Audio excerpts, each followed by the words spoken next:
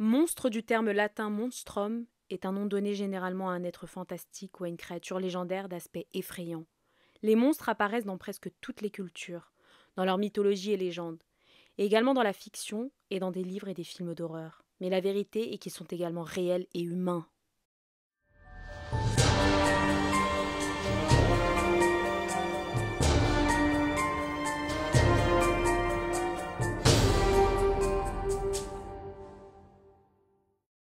Hola, j'espère que vous allez bien. Aujourd'hui, je vais vous parler d'Ingrid Olderock, l'une des femmes les plus cruelles qui ait existé. Ingrid Olderock est née le 14 mars 1944 au Chili. Elle était la fille d'un couple d'Allemands qui ont servi durant la Seconde Guerre mondiale et qui ont fui du pays lorsqu'ils se sont aperçus que l'Allemagne perdrait la guerre. Au Chili, le père d'Ingrid a rapidement trouvé un travail. Ses collègues de travail ont raconté que c'était un homme qui faisait tout parfaitement, mais qu'il était extrêmement fermé avec eux. Car il se sentait supérieur, il se considérait arien. Il considérait les Chiliens comme une race inférieure, il ne voulait pas se mélanger. Le couple a eu 3 filles, Anna, Karine et la plus jeune, Ingrid, qui ont été éduquées de manière extrêmement rigide à la maison par leurs parents, et cela pour éviter que leurs filles se mélangent avec la population chilienne. Les petites filles n'avaient pas le droit de parler avec d'autres enfants natifs du pays. Leurs parents leur ont enseigné uniquement l'allemand car le père de famille avait pour idée de retourner vivre dans son pays d'origine qu'est l'Allemagne. Étant donné que les enfants étaient élevés et éduqués à la maison uniquement, elles ne connaissaient rien d'autre que ce que leurs parents leur enseignaient. Lorsque leur père leur enseignait l'histoire, la réalité était toujours déformée. Il disait que la race aryenne était supérieure et que l'Allemagne durant la période nazie était parfaite. Les petites filles ont subi un véritable lavage de cerveau. Anna et Karine étaient obéissantes, mais elles avaient également une autre perception de la vie. Elles n'étaient pas d'accord avec les propos de leur père. Quant à Ingrid, elle était la copie conforme de son père.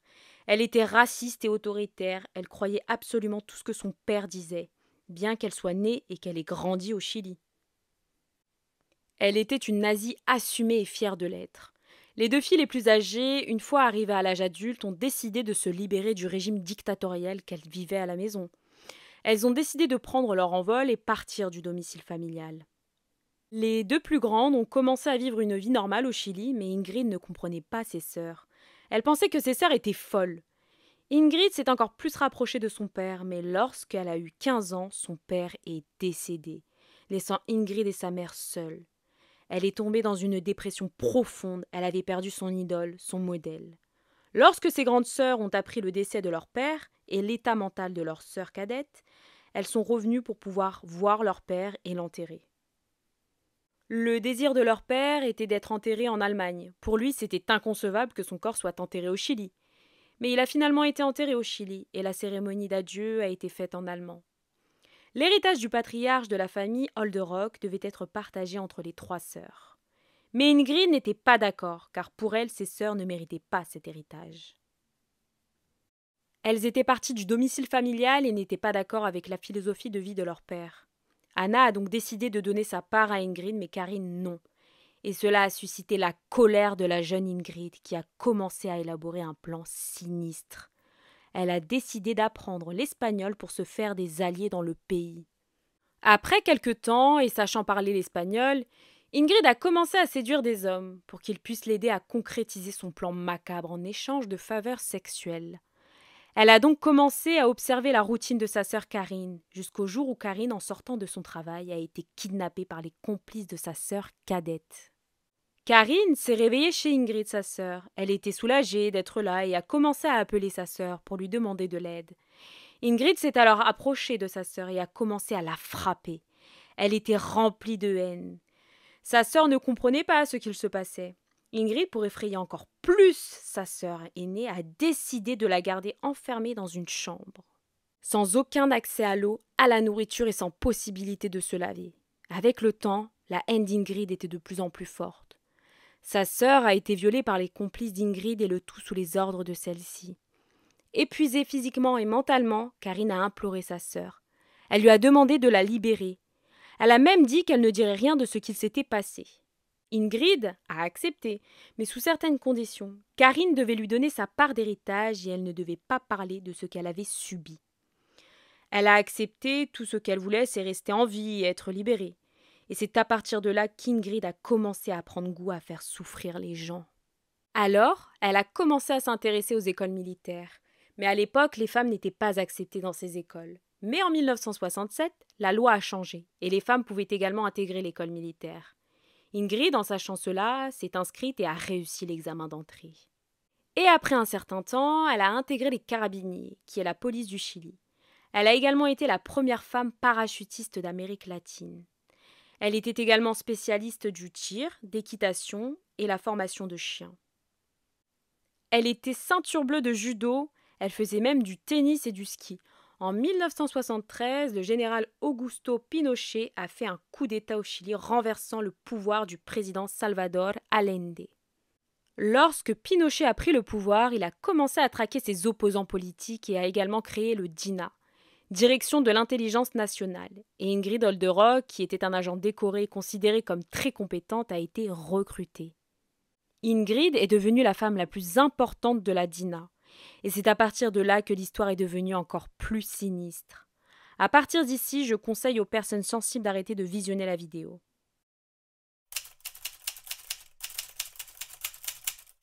En intégrant la DINA, Ingrid est d'abord devenue responsable du recrutement et entraîneur des jeunes recrues pour affronter les ennemis du gouvernement. Puis elle a eu des fonctions plus que sinistres. Elle a commencé à kidnapper et séquestrer les opposants de Pinochet. Ces personnes étaient soumises au pire traitement. Tout se déroulait dans un endroit appelé la Venda Sexy, une maison composée de 2 étages dans une région de classe moyenne, dans la commune de Maco, dans la ville de Santiago. Les agents ont donné ce nom à cette maison car la méthode de torture préférée d'Ingrid était les abus sexuels. L'endroit disposait de plusieurs pièces et chaque pièce était dédiée à une activité. Tout se passait de la manière suivante. Les personnes étaient laissées nues et les yeux bandés. Leurs parties intimes étaient électrocutées. Il y avait également la pièce dédiée aux noyades. Les femmes qui étaient enceintes étaient forcées à accoucher prématurément et ensuite ils exécutaient l'enfant sous les yeux de leur mère. Ils inséraient des rats à l'intérieur des femmes. Ingrid utilisait des chiens entraînés pour commettre ces actes immondes. Et c'est à cause de cette méthode qu'elle est aujourd'hui connue également sous le nom de la mujer de los perros, en français la femme aux chiens. Les chiens étaient dressés pour traquer et attaquer les victimes. Mais une nuit, alors qu'elle se préparait à aller dormir, Ingrid a eu une idée macabre. Elle a décidé de dresser son chien, un berger allemand, à violer les opposants politiques. L'une des premières victimes qui a subi le viol, c'est Alexandra Rosabel, qui heureusement a survécu et a pu raconter tout en détail. La victime était en position fétale pendant que le chien se rendait jusqu'à la victime et exécutait l'ordre de sa maîtresse. Toutes les victimes ont assisté à cette scène horrible. Elles étaient forcées de regarder. Si l'un d'eux fermait les yeux ou mettait les mains sur ses yeux, ils seraient les prochains sur la liste. Ingrid donnait les ordres aux chiens pendant que les autres agents du gouvernement obligeaient les autres victimes à se mettre dans cette position qui facilitait l'acte immonde. Alexandra, la survivante, a raconté que plusieurs femmes et hommes ont subi le même sort qu'elle. Il faut également savoir que les victimes n'étaient pas que des opposants politiques, mais également des personnes qui ne prenaient pas parti, qui ne s'intéressaient pas à la politique. Ils étaient considérés comme ennemis de l'État. Et donc, ils subissaient la séquestration et devaient subir toutes ces atrocités. Il existe des témoignages indiquant que cela s'est produit sur un grand nombre de personnes. Rien que le fait de ne pas vouloir servir le gouvernement, vous étiez considéré comme ennemi politique. Il y a également des témoignages qui relatent que des enfants étaient captifs dans la maison et qu'ils subissaient les mêmes horreurs. Les supérieurs d'Ingrid étaient très satisfaits de son travail, et c'est pour cela qu'en 1981, alors qu'elle se sentait fatiguée, elle a demandé à partir en retraite. Mais sa demande a été refusée. Pour son commandant, elle avait un grand talent, et elle manquerait au gouvernement. Donc, elle a continué à servir le gouvernement. Mais un jour, alors qu'elle sortait de chez elle pour se rendre dans la fameuse maison des horreurs, elle a été surprise par 2 hommes qui lui ont tiré dessus. Un coup de feu à l'estomac et un autre dans la tête. Mais Ingrid a survécu à cette attaque. Mais le médecin lui a stipulé qu'elle aurait des séquelles et donc qu'elle devait prendre sa retraite. À l'époque, des membres de l'opposition ont été accusés de l'attaque, mais Ingrid a dit que c'était son propre parti qui a organisé cette attaque. car elle voulait prendre sa retraite, mais pour elle, il voulait la punir. Une fois en retraite, les gens ont commencé à avoir moins peur de la Dina. Les règles étaient devenues plus souples, certains prisonniers ont même réussi à fuir, ce qui était inconcevable à l'époque.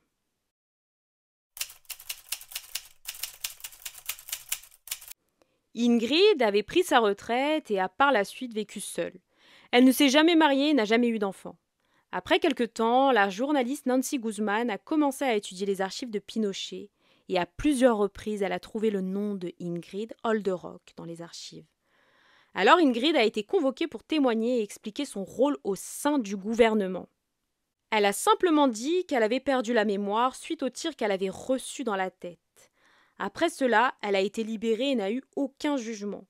Mais la journaliste n'était pas satisfaite, alors elle a continué ses recherches. Elle a même réussi à faire une interview avec Ingrid. La journaliste a raconté qu'en arrivant chez elle, Ingrid l'attendait avec un visage horrible, elle avait une voix rauque et fumait sans arrêt. Durant cette entrevue, Ingrid lui a dit qu'elle ne se rappelait de rien, mais la journaliste a insisté et lui a posé des questions.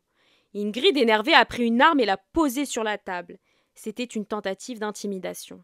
La journaliste lui a dit d'enlever l'arme de la table, car elle n'aimait pas les armes à feu.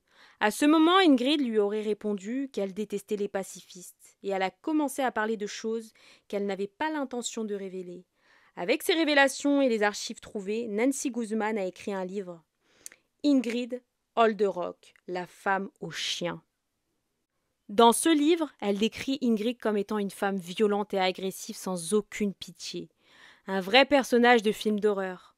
En 2001, à 58 ans, Ingrid Olderock est morte d'une hémorragie digestive seule chez elle, sans jamais avoir été condamnée pour aucun de ses crimes. Il y a également un court-métrage qui fait référence à cette histoire et qui a été nommé aux Oscars en mars 2022. Le nom du court-métrage est Bestia.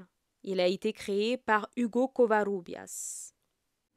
Merci d'avoir regardé ma vidéo. Dites-moi ce que vous avez pensé de cette affaire dans la barre des commentaires. N'oubliez pas de liker, vous abonner et d'activer la cloche des notifications pour être alerté de la prochaine affaire.